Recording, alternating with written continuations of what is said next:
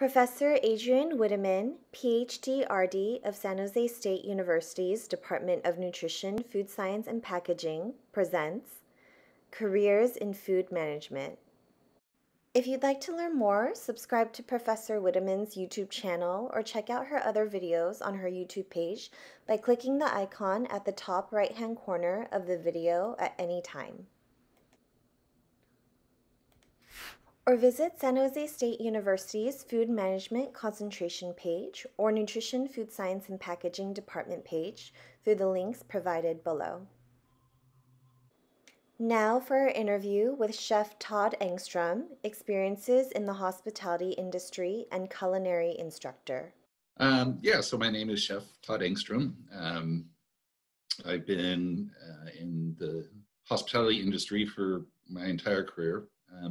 Currently an adjunct instructor at San Jose State. I'm really happy about that because I also have a degree from San Jose State in hospitality management and also a culinary degree from the California Culinary Academy. But I'm born and raised to be in a kitchen and to be a chef. It's just how my life worked out, and can't imagine doing anything else. I've pretty much done every position in a food service operation, from mopping the floors and doing the dishes and everything in between. Pot washer, cook, prep cook, sous chef, executive chef, culinary director, owner, and now educator. So I've kind of come full circle with that. Educating is a huge part of being a chef. When I kind of switched my career over to instructing about 8 years back, it was quite easy, a nice, easy transition for me. And I think an enjoyable way to kind of start looking towards retirement, because it's the hospitality industry and being a chef in it and is a pretty brutal thing to do. I mean, just very, very demanding, very, very intense at times, sometimes very fulfilling, and then other times not so much. But it can tend to dominate your life, which it pretty much has mine. But at this point, I'm really happy to be at San Jose State, and I'm really enjoying my time there. Hi, my name is Chef Todd Engstrom. I'm a culinary instructor here at San Jose State, and today we are going to review the basic cuts that will be required for Nutrition and Food Science 21, or Culinary Principles and Practices, for their first practical exam. How did you get to where you are today? Yeah, I kind of struggled earlier on. Originally, out of high school, I went right to college, and I went to San Jose State. Originally started as an aviation major, of all things. This is back when Top Gun came out and wanted to fly jets, Kind of found out that really wasn't for me, and struggled a little bit in college for a while there, and actually, stopped attending for a spell, and then the hospitality management program actually started, and I had been working in restaurants and stuff, as employment all those years. So it was kind of a natural fit for me, and I got into the program, and all of a sudden school wasn't so hard anymore because this is something I really like to do. So it made things a lot easier to be something enjoyable. It didn't seem like work anymore. So got my hospitality management degree, and then actually went out into kind of the corporate world for a little bit out of college. I got a job at a literature fulfillment house and had a cubicle and was actually making decent money. But clearly it wasn't something that I should pursue because the interest really wasn't there. I was putting on weight like crazy and kind of struggled with that. And it was my wife actually who kind of kicked me in the butt and said, what are you waiting for? Go to culinary school. This is what you want to do. This is what you want to be. And so I did, and went to the California Culinary Academy, which unfortunately isn't in San Francisco anymore. They were bought out by the Le Cordon Bleu program, and then that program actually nationwide went bankrupt. back when I went to the California Culinary Academy, it was an independent school. There wasn't a string of them or anything like that. It was very specialized, and at the time, one of the elite culinary schools in the country. So I miss the CCA, and still proud to be a graduate from there. But yeah, got my culinary degree, and then immediately after that dove right into the industry. Right out of culinary school, I was hired on by a company called Sodexo Marriott, who still is running a lot of corporate food service facilities. And in particular, I went to their Intel headquarters location in Santa Clara. Initially hired on as a chef for their large cafe. And then a couple of months after that, I was promoted to a site-wide chef. We were doing back then about 2,500 to 3,000 meals a day, which was kind of a lot back then. But this is well before the Googles and the Apples and all those mega corporations around that are literally doing tens and tens of thousands of meals a day. But back then it was kind of a big deal. Bounced around a lot, as you know, a lot of young chefs do. You want to learn from a lot of different people. So really enjoyed that. All along, I was kind of formulating my plan, and I actually started doing this in culinary school. Since I had already extensive experience in restaurants, I knew that as a life, I didn't want that particular lifestyle, because restaurants pretty much are nights, weekends, and holidays. And that as a lifestyle moving forward for the rest of my life, not something I was too interested in. So I decided to go after getting a little cafe and having that open Monday through Friday. It's called a 5-day-a-week cafe for breakfast and lunch, but then also do extensive catering, both corporate and private. This way I could do what I love, you know, being around food all day and being in the kitchen and being a chef. But at the same time, I would have weekends off most of the time and have somewhat of a quote unquote civilized life. So one of the real pinnacles was, as I worked towards this and worked for a bunch of different people, a bunch of different caterers and food service organizations throughout Santa Clara County, the South Bay area in particular. This was all built towards getting my own place, and that was really kind of what I was building towards, and I did. Finally bit the bullet and took a mortgage out of my house and found a location and bought a place and pursued exactly that. So that was a real, obviously, big time highlight for me. Everything was kind of aimed towards that, as a lot of chefs do. You know, they want their own place. They want to call the shots on everything. Most chefs do, unfortunately. That's just part of us. But yeah, we got a little cafe really close to where our house is here in San Jose, so it wasn't any big commute time or anything like that. And had it running nicely, and we had a nice 9-year run with my restaurant, which in the industry is a pretty long time. About half of restaurants fail in the first 3 years of operation, and you know, making it even beyond 5 years is more abnormal than normal. But the dot-com bust came along, and a lot of my main revenue streams were through corporate clients and corporate catering. And that's one of the first hits that a lot of places take when things get tough, is they take away the food and the parties and all that stuff. And that was kind of my lifeblood.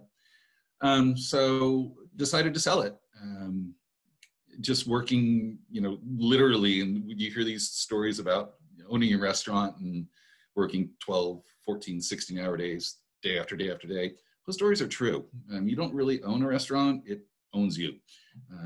Especially when you're a small operation like I was. I mean, we had a relatively small cafe. We could seat about 45 people. I had 3 permanent employees, and then at times when I had big events, a lot more part-time employees. But pretty good run, and decided to sell it. And it took about 1.5 years to find someone, because I wasn't just gonna sell it to anybody. I really wanted to find someone who wanted to kind of take what I had developed and roll with it.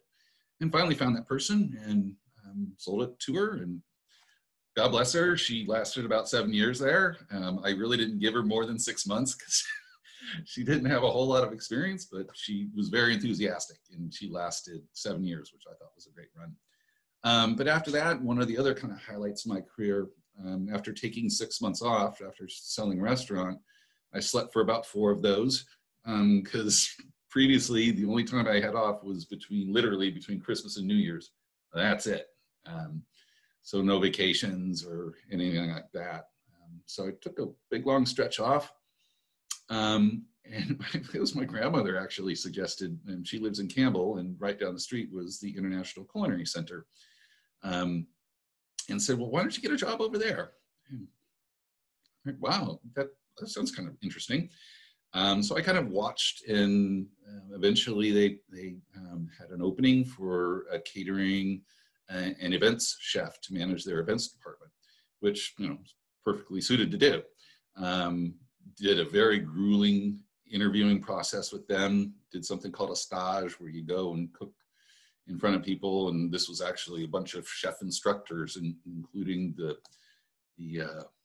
main executive chef for the organization happened to be there. So it was a real nail biter.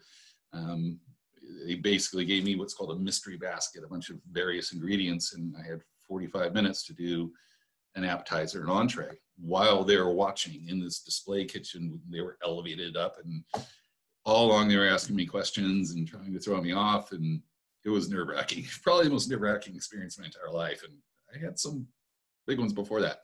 But yeah, got that job, and that was really something that I was proud of. And started off, like I said, in the events department, running, they did a bunch of corporate team building stuff, as well as regular events and offsite catering and whatnot. The thrust of their events department was corporate team building. So we get these Fortune 500 companies to come in groups, and we'd have different jobs for them, and we get them in a professional kitchen. And we even did things like Chopped, or we'd set up a big buffet, and they would have time to create stuff. Really, really cool stuff. So about 6 months or so after I was there, I became a full-time instructor. I was promoted to an instructor and spent the next year actually going through the 4 different levels that they have, and getting the curriculum down and all that. And then spent the next 5+ years as both an instructor, full-time. I was also overseeing the catering and events department at the same time, as well as overseeing ServSafe for the campus, making sure that the students were taken care of, obviously, because they had to take ServSafe exams, and to make sure the instructors actually kept up on their certifications, which they would let lapse from time to time until I came along and kind of kicked them in the butt and said, you got to get this done. And I also ran the storeroom. So I had a lot of different hats. And by the time I left there, which was coming on a year and a half ago, I was the associate director of culinary operations, and really pretty proud of that, because it was a bunch of different things that fell underneath my umbrella, as well as being a full-time instructor. Unfortunately, the ICC, at least the California operation, they too folded just for financial reasons, basically. They were charging about $40,000 for a 4-month program, which is $10,000 a month, which is really expensive. And in order to do the curriculum that they wanted to do, you really had to charge that much if you wanted to make any profit. But the cost of it, as well as living in the Bay Area and the South Bay Area, is extremely expensive. And one of the most expensive places to live on earth, just didn't make it economically viable anymore. So unfortunately that job went away. I really loved it, and I was kind of really hitting my stride there too. I was really proud of that. Then one of my associates who I worked with and was also a student at the ICC was taking a nutrition class at San Jose State, NUFS 21. And the instructor there, who I'm sure you guys probably know, or some of you do, was retiring. So I got the contact information for him, and his boss, Dr. Wagley, and just basically fired an email off with my resume and got the job, thank God. And I really want to super highlights of my life is returning back home, you know, as I termed it with them, you know, my whole family has extensive background with San Jose State. My father, my uncle, my brother, my sister, even my wife's side of the family, including my wife, she has 2 degrees from San Jose State. Really felt like coming home, and really consider that one of the highlights of my career as well, and I'm very much enjoying it. What was a typical day like at the ICC? By time at the ICC, typical day-to-day would vary depending on where I was. The ICC did their program during the day, but also they had night classes as well, 3 days a week. So typical day would be get in early, around 7 or so. Classes usually started about 8:30 a.m. So prepare my kitchen, prepare my ingredients, look over the curriculum, look over my slide deck, and just kind of get ready for the day. The curriculum there was very strict and very old school French style curriculum. So there was a lot of yes chefs, and when you were in the kitchen, you did exactly what the chef did. And if you had a problem with that, you weren't in the kitchen anymore. So I would prepare what's called the mise en place, getting everything in its place. And the students would come in, and then you're kind of off to the races, you know, because you got a kitchen full of students. You have to pay attention to them at all times, and especially when you're doing a complex task, bouncing around from student to student to make sure they're doing what they're supposed to be doing got quite challenging. So we would go through that. Lunch would come up at most culinary schools, the CCA where I graduated from and the ICC where I taught at. Lunch would be what's called family meal, and that's a term that's used in restaurants quite a bit. And it's when the cooks just make up a bunch of stuff and everyone sits down and has a meal before, you know, the real busy times, you know, come on. So we would go to family meal, and there was actually a class that's what they would do. They would produce lunch, and lunch was typically for about 80 people or so. So we would go to lunch, and it would be prepared normally by a lot of students, and they would want you to, you know, critique their food and all this. So lunch, and then we would head back to class for the second half of the day and try to get it finished up on time. Sometimes the class is finished up on time, others not so much, depending on the students, and some were challenged more than others, and we had to make sure that everyone was on the same at the same place at the end of the day. So whatever it took, the other students that were done just had to kind of hang out because we all left at the same time as well. So on a day where I didn't have a double shift, the day would typically end there and go home and have some dinner myself. On the days where I had double shifts, most of the time I'd try to come home in between and close my eyes for half an hour. And then it would be back to school, drive back to school, and kind of the same routine that I had just done during the day would take place at night. And the classes would start at 6 p.m. and run to 11 p.m., which meant I usually got home by midnight or so. And once again, I was getting to work at 7 a.m. And then try to go to sleep. Usually in this industry, once you leave work, most of the time the adrenaline is still flowing. So it's not very easy to just go home and crawl into bed and fall asleep. Your brain's going, and it usually takes a while. So some of the struggles with that was if your schedule was aligned, you would have this double shift, and then the next morning you'd have to be back for your AM shift. So you'd have to be back at 7 a.m. again, which, you know, you got 3, 4, if you're lucky, 5 hours sleep, you know, at the most, and start all over again.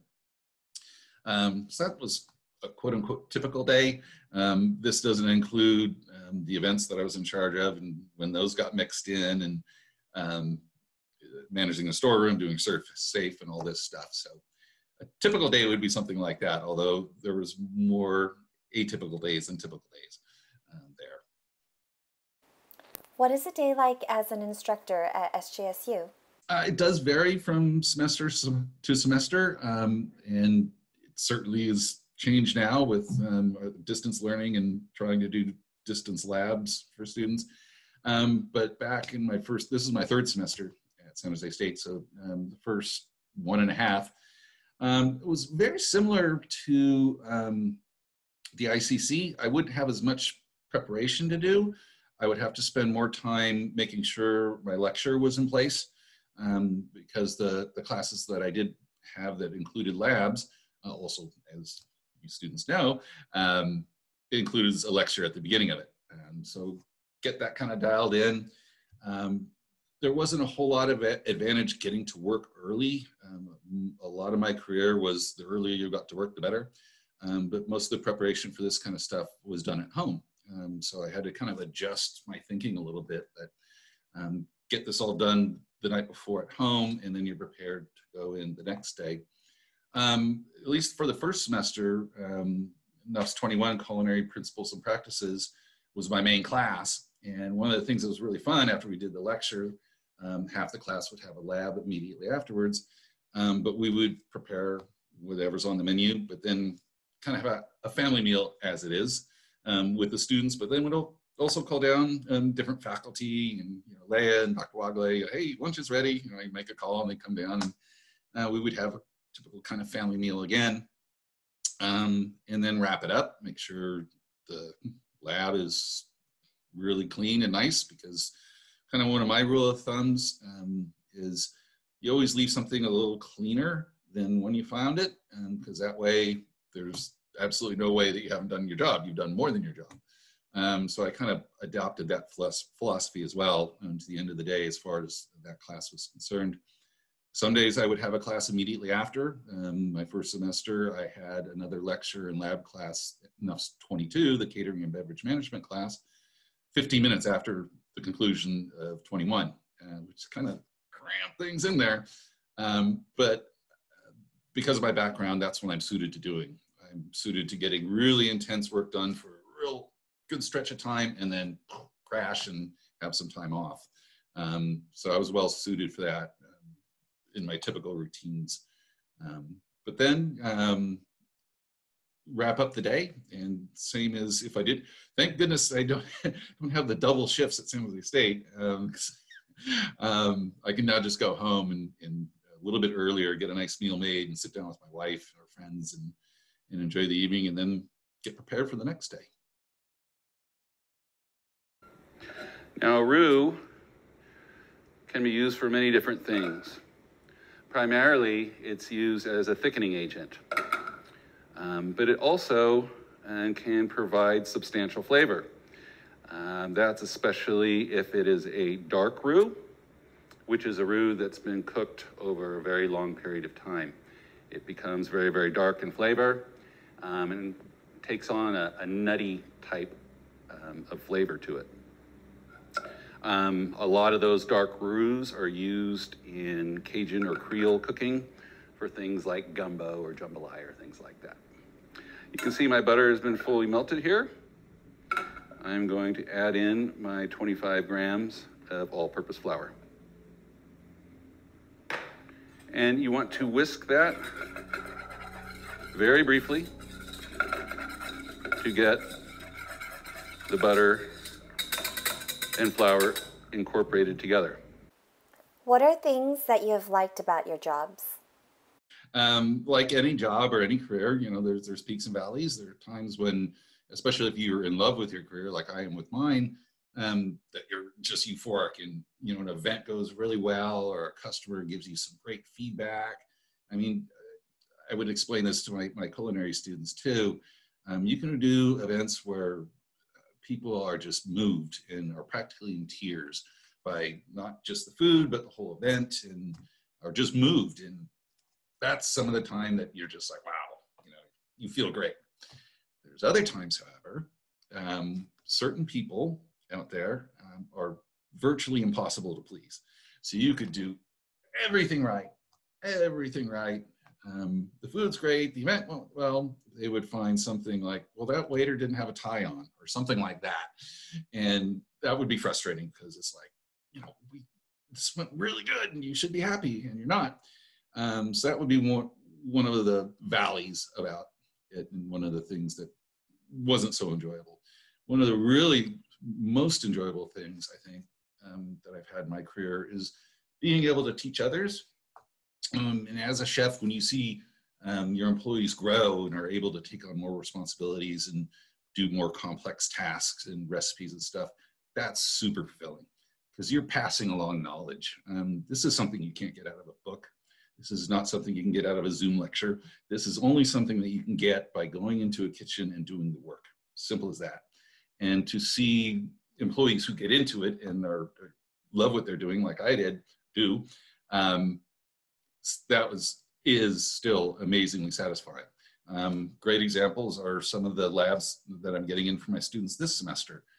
Some of the work that they're doing is just, wow, that looks great. I mean, some of it looks better than the stuff that I put out in the lab, and it's the same kind of feeling that, wow, they really get it, and they really listened, and they really learned.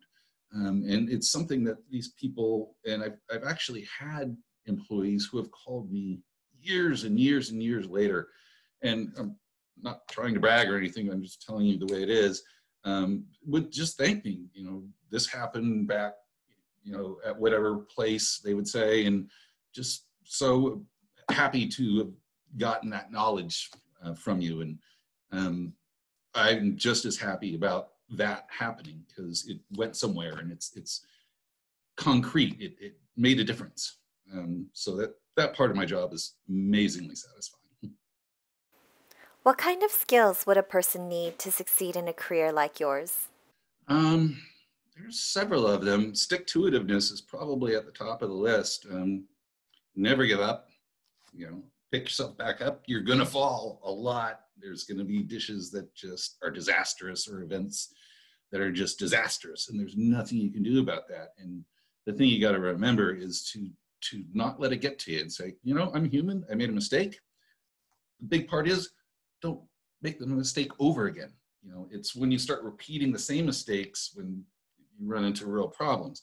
So learn from your mistakes, pick yourself up, and keep on going because you're just like everybody else. Getting to where I am took a lot of failing before I got to where I am. So don't be afraid of that. This industry, for sure, you have to love. You absolutely have to love. I've never met a successful chef in my career who hates cooking. I mean, it just doesn't make sense, right? But the amount of hours, and especially earlier on, the pay is quite low. It's very demanding physically. It's very demanding as far as stress is concerned. So there's a lot of demands out there. And if you're not willing to accept that, you don't have any business even trying because you're just you're gonna fail and you're gonna be even worse off, doing that. So having a passion and a love for it is highly, highly critical. And having your eyes wide open that, yeah, I'm going to work a lot of hours on my feet, and I'm going to be tired, and I'm going to cut myself, and I'm going to burn myself, and that's part of it. And if you can accept that and incorporate all that into it, I think you'll be fine. It was about 20 years ago or so when the celebrity chef thing really kind of took off. And it's exploded, with Food Network and all this stuff, and it's still around. It's kind of almost on a downslope from what I have seen. But people got this idea like, wow, all I have to do is know how to make lasagna really well, and I could get my own TV show, or I could open my own restaurant, and I'm going to make millions. And it's not like that. It's not like that. This is knowledge and stuff that can only be gained by experience. And there's a lot, for those people who do make it like that, there's a lot of stuff behind the scenes that you don't see, and the drudgery and all these hours that I'm talking about. For the most part, most of these people have done this. And a lot of people don't realize that. You can't just be a good cook and say, oh, I'm going to open up a restaurant and make millions. There are some people that have done that. Don't get me wrong, but there are far more failures than not.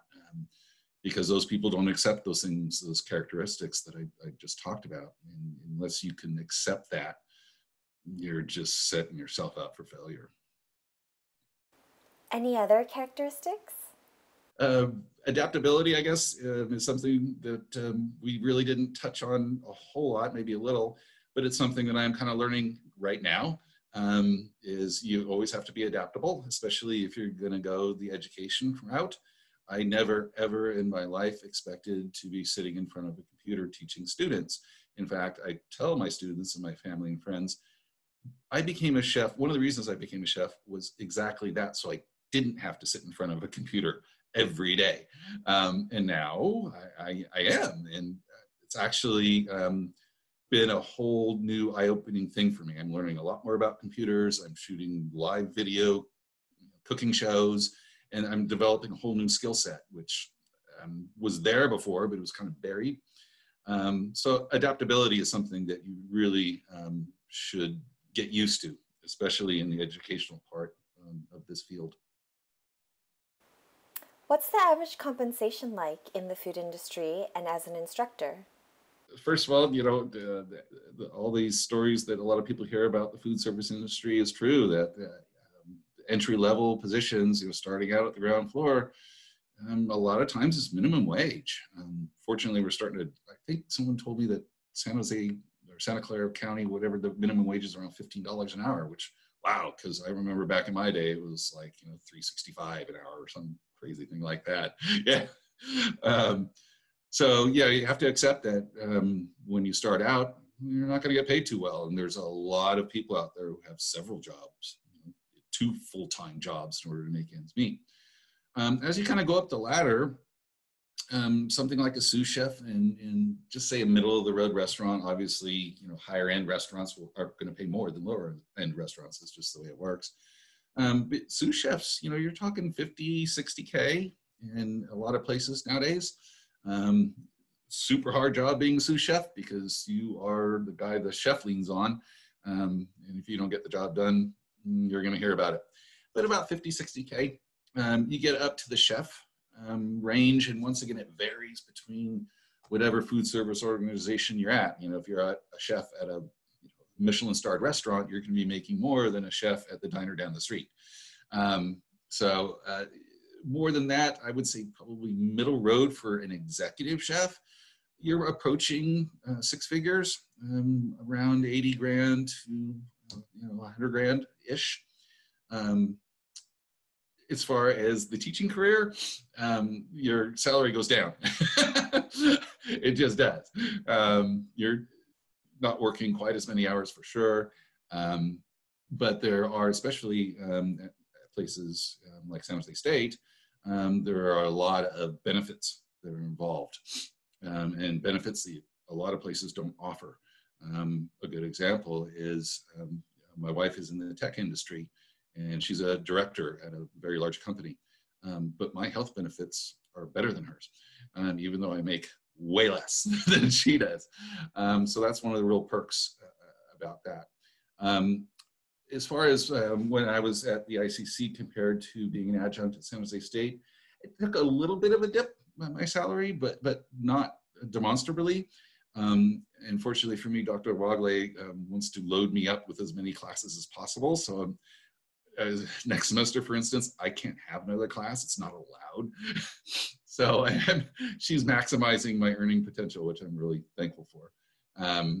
But one thing you have to realize is, as we kind of talked about previously, it's very much the exception that you can just jump in and make a ton of money.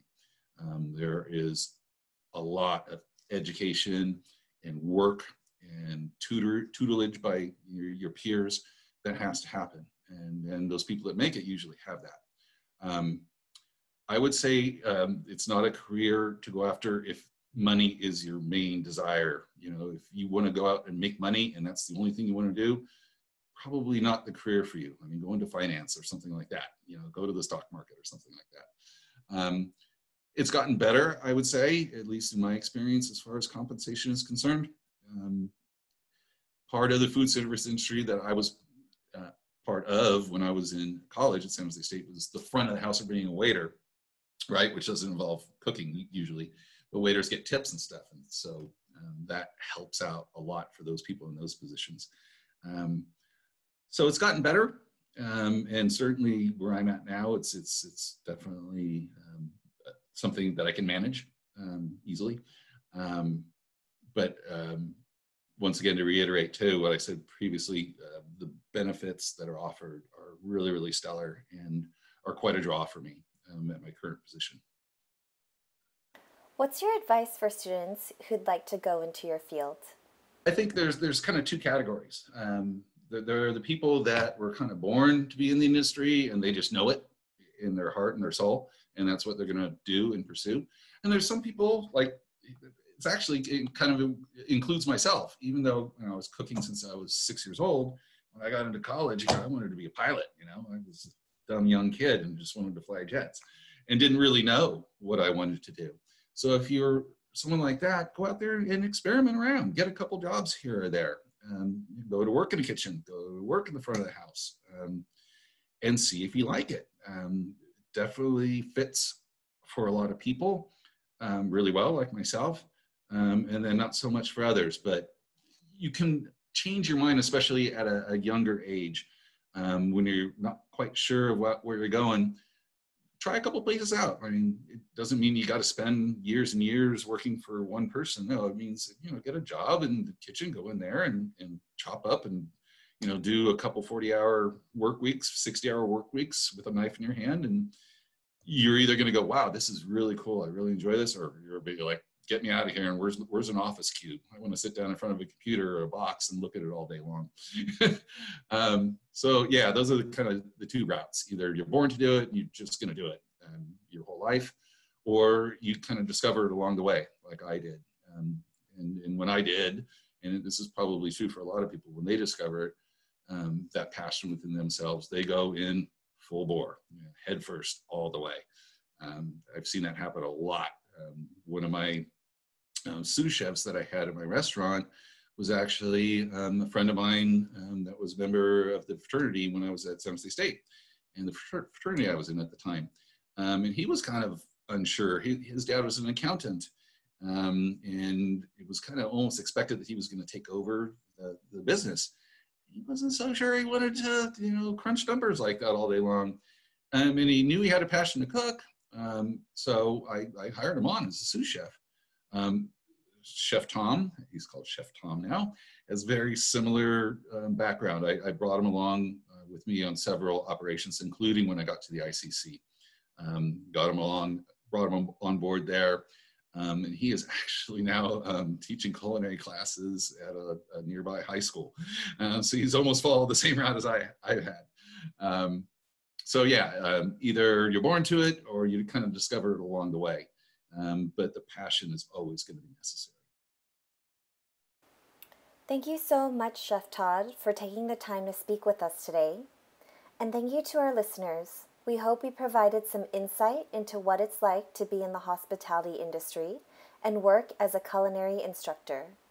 For more information about San Jose State University's Department of Nutrition, Food Science, and Packaging, visit the website below.